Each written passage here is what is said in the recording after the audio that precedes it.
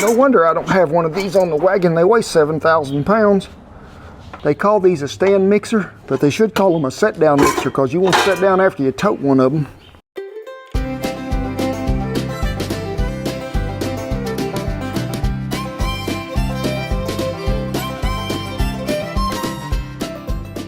Hey, thank y'all for stopping by, and in this episode, what are we talking about? Happy Cinco de Mayo, gonna celebrate. It is a great day for a party, celebration, good time. Yes, I'm talking about, I love me some Cinco de Mayo food. Woo-wee, I do. And what are we talking about today? Tres Leches, 3 milk.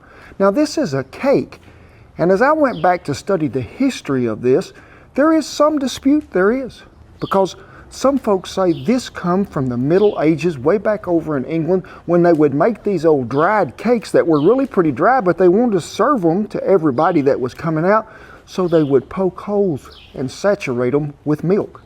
The Nicaraguan folks, they be thinking, hey, we made this cake first as a way of celebrating good times, and families, generations have come together to sit down and to eat this cake.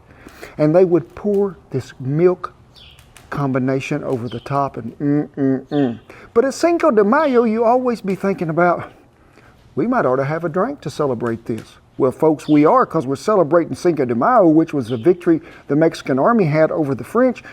So we're going to add a little rum to this. Yes, you heard me. Some rum is going in the glaze right there at the last. So, Tres Leches, 3 milks. And y'all have seen me measure a lot of stuff where you just throw it in there. But we need to measure that flour pretty precisely. Now don't just go digging this cup of flour in there like that. I need you to go ahead and get you something that's a little smaller.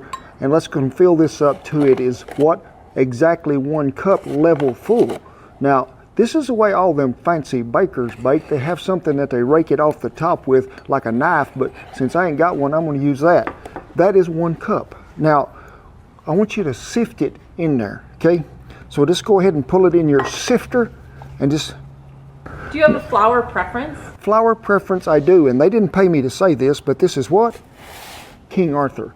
To me, that flour works better than anything that I've used as far as always making my bread consistently like I want it to be. It never has failed me. It is good flour.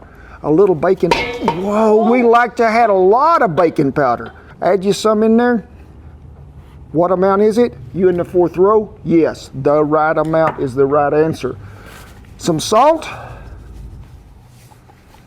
Now, a lot of folks never did put this in there, but I do like a little cinnamon in mine. I don't want you to put a whole lot, but I do want you to put some in there.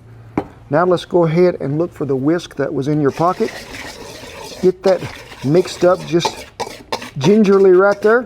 Now you see me drag out this fancy contraption right here because there was a thing come along that said, separate your eggs and beat on high. Now, folks, I have took this whisk and sat at a ranch one time on a stump and made cream cheese, whipped cream cake sort of deal to where you just sit there forever. That's why I got bad shoulders. So we broke out the what-you-call-it today. We did. So let me see if I know how to get this thing off here. Oh my gosh, ain't it fancy? So we have got to separate 5 large eggs. And folks, I'm gonna give you another little bacon tip here from the Cowboy. Fresh eggs are the best, but cold eggs separate better than just room temperature eggs. I want to put the egg whites in this one since it's going to the mixer. So I just like to let them run off one shell to the other shell till you know that you've got it all in there. And then we're going to put these over here in the little bowl. People have asked me a lot, do you prefer a brown egg over a white egg? I really don't know that there is such a great deal in taste, but I do prefer a fresh egg over any of them. This fancy gadget here, I ain't for sure about it, but you see we got them yellers in there. Let's go ahead and mix them to where they're sort of whipped up just a little. We're going to add a 3/4 of a cup of that sugar. We want to reserve the other 1/4. Go ahead and get that stirred up really well.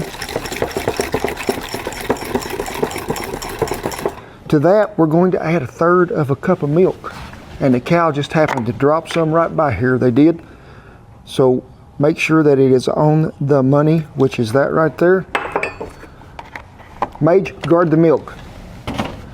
A tad of vanilla. Are you shaking? Are you cold? Why don't you come over here by the fire? Which is that much right there. Give this another mixing. These are the egg whites in here, and we're going to beat these about 1 minute, pretty close to that. Remember that 1/4 of a cup of sugar that we had? They're going to go in there and then we're going to beat it some more. But you cannot get these whites like really stiff. I'll show you here in a minute what I'm talking about and what we're looking for. Where is the oh my goodness. Nobody paid the electric bill, so let me go find out what's going. You know, when you have a leak in a water hose, you just go back the other way. We're going to find out where the electricity is leaking. Hang on. Oh. Now see, that's saving arthritis. Now, if Shan will come on in here, you can see they've just what I got called frothy. So let's go ahead and add that other 1/4 of a cup of that sugar that we had left. Get her back on high. Watch the I really like this. Hey, I'll be. Just like unsaddling a horse it is. But you can see how that consistency is. It's not really stiff peaks like you're going to make a meringue on a pie where you want it to whip up like that, because then you'll get this cake to where it's not as moist as it needs to be. Let me get rid of this. Hey, culinary, come here. Can you take care of that for me? Huh? Could be a booby trap, Mage. Be careful.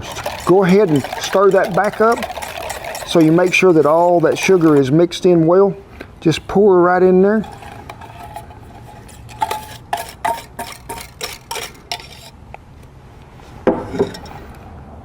And I don't want you to stir. I want you to fold this over and get that mixed. Now it has come time to fold the egg whites into what we got here.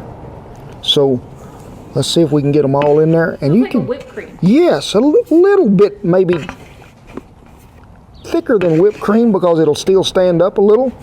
But don't leave nobody in there. We need all the contestants that we got. So make sure that everybody gets to go to the party to celebrate Cinco de Mayo with us. I can't see in there, Shan. That's a really deep bowl. Yeah, you're pretty good. Okay. Culinary. I think we have a good team. Mage, that's bigger than you are.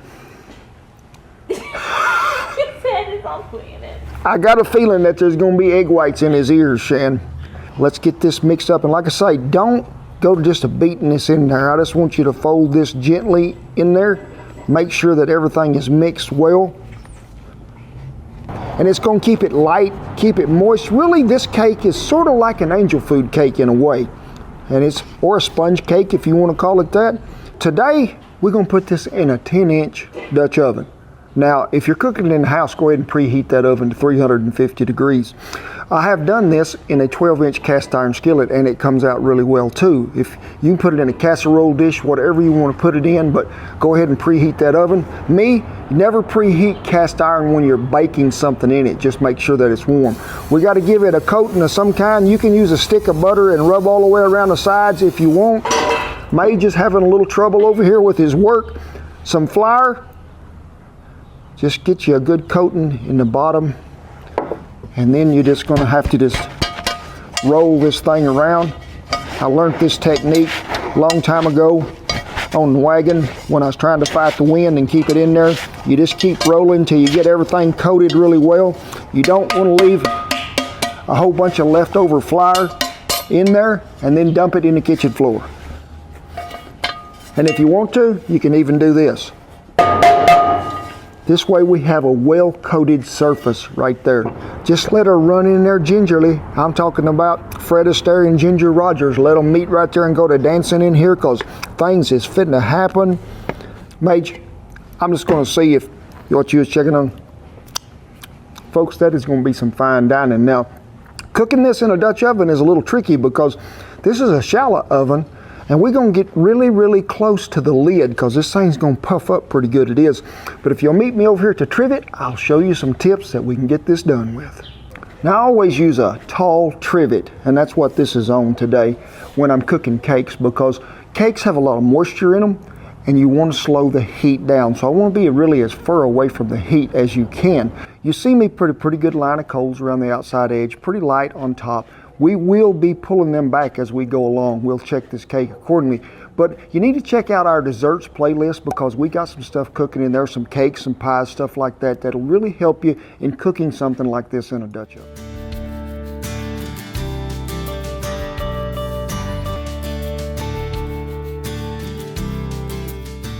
Well, folks, we've been on maybe 8 to 10 minutes, and let me get this extra trivet over here, which is something you always need when you're cooking in a Dutch oven, because when you take this lid off, I don't want to see you lay it over here in the dirt. I want to see you lay it here. But I think you can see there is some browning already taking place here. But I haven't done this. There's a lot of jiggle in the wiggle, make you want to giggle when you got the jiggle and the wiggle. So, folks, what that is telling me is we're going to need to get rid of that top heat. We can always add a little back onto it. And remember, this is not Teflon, stainless steel, copper, all this stuff. Cast iron, when it's hot, it is going to hold some heat. So let's get rid of them. Because we're getting too much browning? Because we got too much browning going on too fast. Now, we're going to go ahead and have to rotate this around too, because we want to even out. If you can sort of see over here, there's a few more coals on this side than there is this. So I want to make sure that we get this thing rotated. Be oh so gingerly with it, because I don't want the cake to fall. Grandma used to get on to me all the time, quit running through that house, boy, you're going to make the cake fall.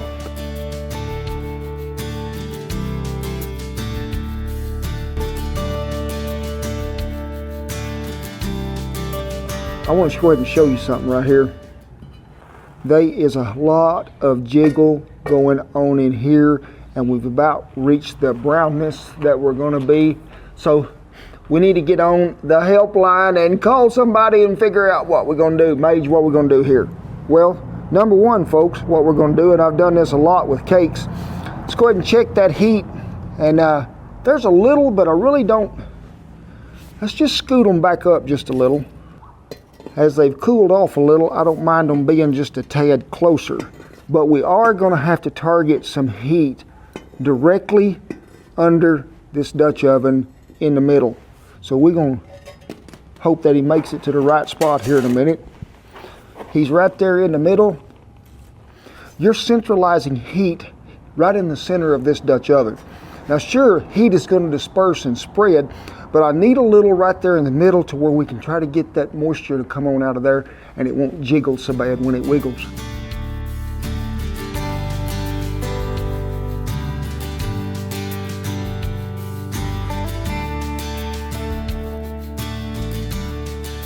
But then as I reached to touch this on the outside edge and just feel that cake, it was a little bit wet there, so we added a little more heat to the top.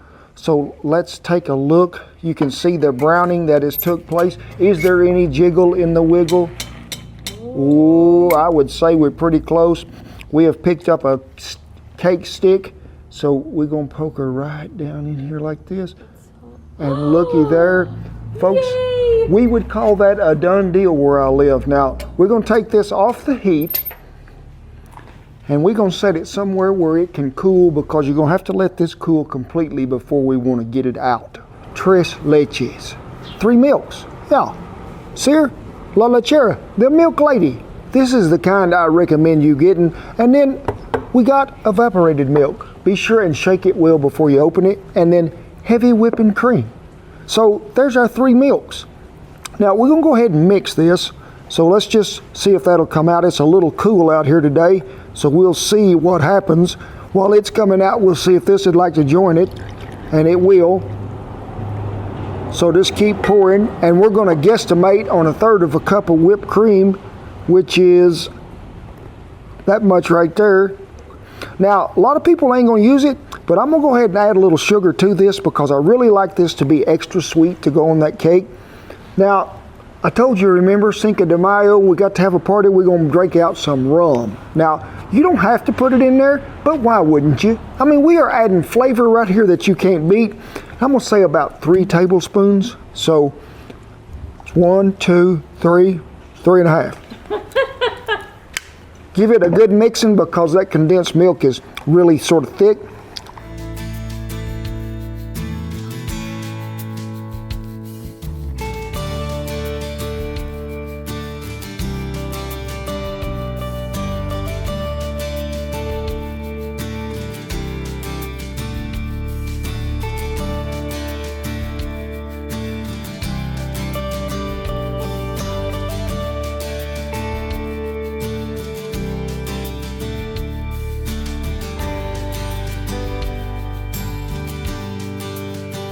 Woo-wee. I think Cinco de Mayo should come every month, and not only on the 5th, but the 7th through the 14th or something like that. Now, I love to let this set about 3 hours. You're gonna get more of that good mixture that just soaks down through there and keeps it so good and moist. And it's goodness in every bite. And Major says he even heard it. So, I'm going down to the island. First, I'm gonna buy some rum. Then I'm gonna give me some Tres Leches, and whoo, son of a gun, that stuff is tasty. I'm telling you, it is so good. Well, folks, we thank y'all so much for stopping by today, and good Lord is answering some of our prayers right now. He is, because we are getting some rain, and this old country has been in a drought. So keep us in your thoughts and prayers, and pray that this old country grows some green grass. As always, and it is with privilege, I tip my hat to all our servicemen and women and all the veterans who have kept that old flag flying in camp no matter where we might be. Remember, everything that we use today will be listed down there below the video. Come on in here and let's get that great big old hug. God bless you each and every one, and I'll see you down the Tres Leches Trail. What you doing? I'm gonna have to run electricity because this says whip on high, and this is high for this.